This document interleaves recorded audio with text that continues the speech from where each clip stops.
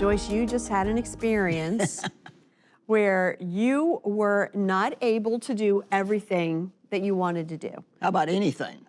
Fair enough to say.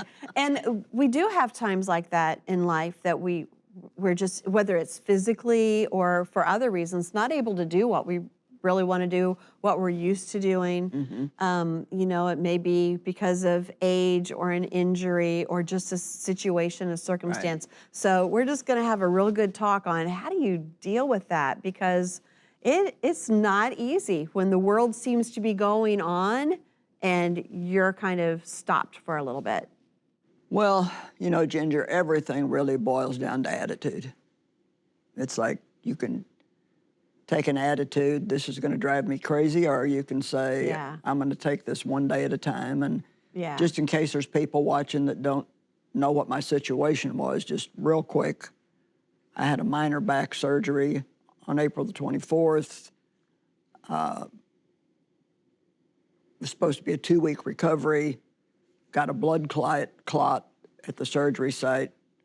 Got in all kinds of pain. Had to go back in the next day and have a second surgery that did some damage to some of the nerves in my right leg. So I was 2 weeks in the rehab hospital getting some strength back in my right leg. When I went home, of course, it still wasn't totally strong, but it was getting a little bit better each day.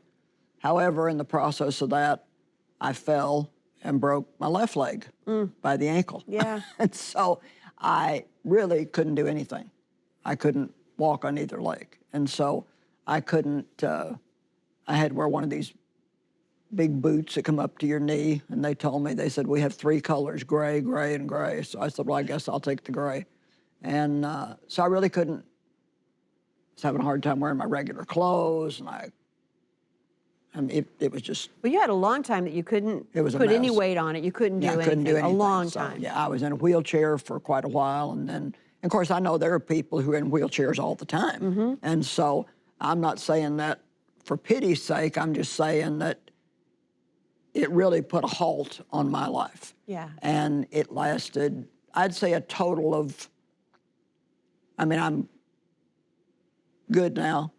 Still got a little pain in my foot, little weakness in my leg, but not much. So I'm getting back to normal. I'm now obviously out and doing things. But for almost 3 months, I said I went to 3 places: the chair, the recliner, the toilet, and the bed. And that literally was it. And that's hard. I did take advantage of the time, and I wrote a good book called Don't Overthink It, which is not available yet, so don't call us and ask for it. It won't be out for a couple of years. But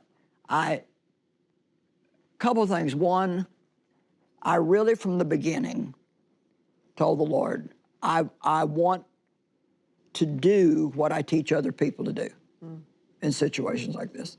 It was very important to me that I behave the way that I would tell somebody else to behave in that situation.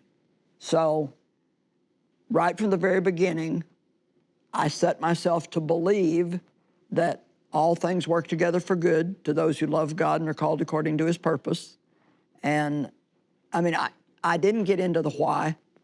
I think people, not that you can't ask God why, he doesn't get mad if you ask him why, but usually all you do is confuse yourself because you don't always get answers, or sometimes you think you got an answer and then it turns out not to be the answer. There are times when God will tell you why, but I didn't get into thinking, you know, did I do something wrong that caused this? Did I open a door for the devil? Now, I did ask God, if I did something that opened the door, please show me. But I don't believe in going on digging expeditions because you just get yourself in trouble doing that. And I just decided I had to take it one day at a time and not, you know, when you let your mind start going to, oh man, 12 weeks. I mean, they told me I'd have to wear this boot 12 weeks. I mean, I counted up how many days that was. It was like, oh my gosh, that's almost 100 days. What am I going to do? And of course, we had to cancel some conferences, which I hate disappointing people, and I hate not being able to do what couldn't do what you wanted to do and felt called to do. Yeah, what's there to do. And it was a challenging situation, but I was so blessed. My family pitched in and helped. I mean, I really, for quite a while, couldn't be by myself at all. I had to have somebody with me 24/7 because I had to have help going to the bathroom and all kinds of stuff. And so my family, I have 4 grown children and daughter-in-laws and my husband, and they actually took shifts, 4-hour shifts, and somebody stayed with me all the time. And one of my daughters stayed with me all the time at night, and then she didn't stay during the day. And we had a lot of laughs. I mean, I watched a lot of good movies. I read books. I refused to get into feeling sorry for myself. It's just all those things are so tempting, but they don't do any good at all. And I know there are people watching today that have much worse situations than what I'm talking about. But attitude, it really makes all the difference in the world.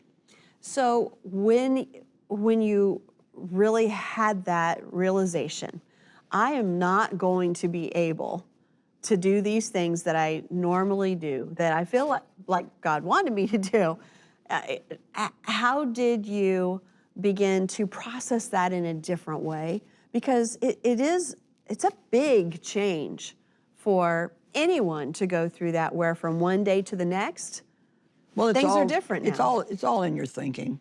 Your thinking is what develops your attitude. And, you know, I always say that when something changes, if you don't like the change, the first thing you need to do is change your mind about the change.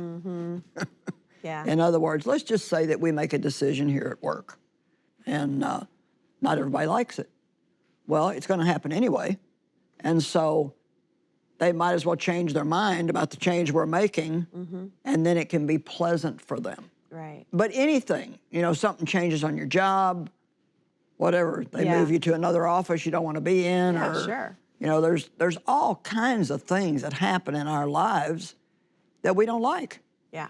And, but there's nothing you can do about it. It's something that's out of your control. Well, I couldn't unbreak my leg, and I couldn't undo the damage that had been done to my leg. I had to give it time to heal and do the therapy and do the exercises. And, you know, that's not always fun because it doesn't feel Painful, good. It hurts. yeah. And, you know, a lot of people, they said it's amazing how many people won't do their exercises, and they just never really get over the damage that was done to themselves. And so I encourage anybody watching, if you've had some kind of damage or an injury and they're telling you to do physical therapy, you need to do it. And it may not be easy, but it's easier than staying in that same situation your whole life. And so really the whole thing, no matter how you go about it, it's in your thinking, and it's in your attitude. And, you know, I had a couple days where I started to feel kind of like, and then, but I would just say, nope, I'm not going there. Yeah. I'm not doing it. I've lived my life like that in the past, and it doesn't help. It doesn't make the time go by faster. Yeah. And people don't want to hear it. You know, they really, Well, it's not that people don't have empathy for you, but nobody wants to hear somebody complain all the time and grumble all the time. we all have to course correct. Yeah. It was interesting because you had shared some of this story, and then a couple days after called me and said, right after I said what a great attitude I had, I started having, you know, the glimpses of not such a good attitude. But it made me feel better about life in general. But you had to see it and course correct, make a decision. What am I going to do different so that this doesn't continue? The devil loves it when you give a testimony about a victory. Yeah. To try to take it away from you. Yes. And the very next day, I had 2 different attacks on my mind of starting to feel sorry for myself. And I had to say out loud, no, I am not going to go there. Yeah. So how do we help someone in our life, someone who's a friend, someone in the family, in our church, who is now at a point where they're perhaps isolated, can't do what they used to do? How can we be an encouragement? What things are important?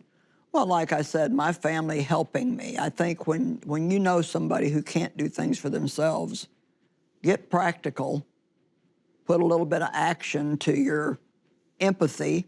You know, the Bible says that Jesus was moved with compassion. And so people that are like That's that. really good. He didn't stand still with it. Yeah. Real compassion. Yeah. You know, it's one thing to just feel a little sorry for somebody, but when you have real compassion on somebody, you're going to help them. Yeah. And so ask them what you can do for them. Is there something I can do for you? You know, if they can't go out, I mean, I had people cooking for me. I got lots of flowers. I got lots of people praying for me. Pray for people. Let people know I'm praying for you. I had somebody text me just this morning and said, I'm still praying for you every day. How are things going? Well, Yeah. I believe that it wasn't just my decision to have a good attitude. I think that people praying for me was what gave me the strength to have that good attitude. We don't do anything apart from God. Apart from me, you can do nothing. And so, yes, there is a decision involved, but you can't do it just on decision. You have to pray that God will help you, and you need to give him the credit and give him the glory. And I know that I couldn't have done that without God, because I'm a very active person. I don't like to not be able to do what I want to do. And I had all kinds of people telling me what to do. Yeah. Don't do this, don't do sure, that, be yeah. careful, don't do this, don't do that. And I'm like, you know, how many doctors am I gonna have? And they weren't all real doctors. So, you know, it was Dr. Dave and, you know, and, you know, Ginger, there's no point in fighting something that you can't do anything about. Yeah. Yeah, because for some people, what we're talking about will be a permanent change. Right. Something that has shifted in their life, in their health, and there's an adjustment to be made because it's not going to be the way that it was before. So often we frustrate ourselves trying to get rid of something that only God can do anything about, or trying to get something we don't have that only God can give us. And so we really need to learn, like Paul said, I've learned how to be content, whether I'm abased or abounding, whether I like my circumstances or I don't. I've learned to be content. And I think he learned it probably by doing it the wrong way and seeing how miserable it made him, and then realizing that he could still have joy in every situation, but he had to have the right attitude in order to be able to do that. Yeah. Any final encouragement for someone who might be having a hard time with that right now? Well, trust God that you're going to get better and better every day. And I don't think anybody has to just say, well, you know, this is my lot in life and I'm never going to get any better. You can always believe that you can get better, because God is a miracle working God, and ask God what you can do to be a blessing to other people while you're in that situation. And just remember, one day at a time.